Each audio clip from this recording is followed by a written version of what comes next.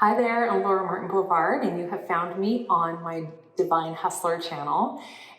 In my day job, I am the principal of a successful interior design firm located in downtown Oakland called LMB Interiors. And one of the things that I love to do is help other beauty makers and specifically interior designers learn how to grow their business and operate from a place of the feminine. And I like to teach that because of what a huge impact it's had on my life and on my business and on the lives of my employees as I've become more in alignment with my true nature as a woman. I don't know about you, but most women that I know are really brought up in the patriarchy to be very competitive. So when women are being competitive with each other, there's a tendency to tear each other down, to be critical, to be competitive, all the things that make us feel kind of crappy inside. And while they may make us feel good in the moment, because it's an ego snack, in the end, it actually really erodes relationships between women. And I'm as guilty as anyone of being competitive and using other people's businesses to compare to my business and making me feel kind of crappy about myself. And the truth of the matter is, comparison is the thief of joy. Really, we're all here to give our gifts in the most authentic way that we can. And the more that we can create a unity and a sisterhood, when women rise, we rise together. And so that's the energetic that I have been really focused on bringing into my firm over the past few years, since I have really woken up to the realization that there's enough for everyone, that competition is really not exactly the healthiest thing. I mean, if you're competing with yourself, then yeah, that's great. But there are a few key things that I want to share if you're the principal of a firm or if you're thinking about starting your own firm, that you really want to start from the place of looking for what's right versus looking for what's wrong. And there's just a series of things that we do at LMB Interiors, and I say we to include my work wife, Darshan, who is the studio director.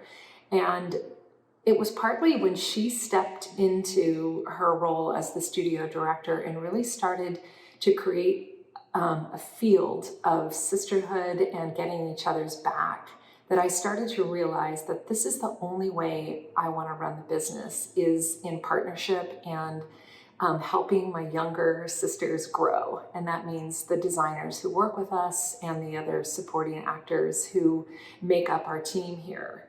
And so it's not to say we haven't had ruptures. It's not to say I haven't been a difficult boss at times when I get retracted and I get critical and judgmental. But I am starting to see that the effortlessness that can come in when we really show up in our role as principals by being kind and by seeing when a mistake happens, that the person isn't bad, that being punitive and shaming and critical really just triggers people's inner child and makes people feel shamed and scared, then there's no creativity or productive growth and development that comes out of that. A few things that we do differently around here is we try to look for what's right. We try to look for solutions, not problems. And we absolutely adore our clients, and we bend over backwards without breaking our back to make sure that we're really prioritizing giving them the best service.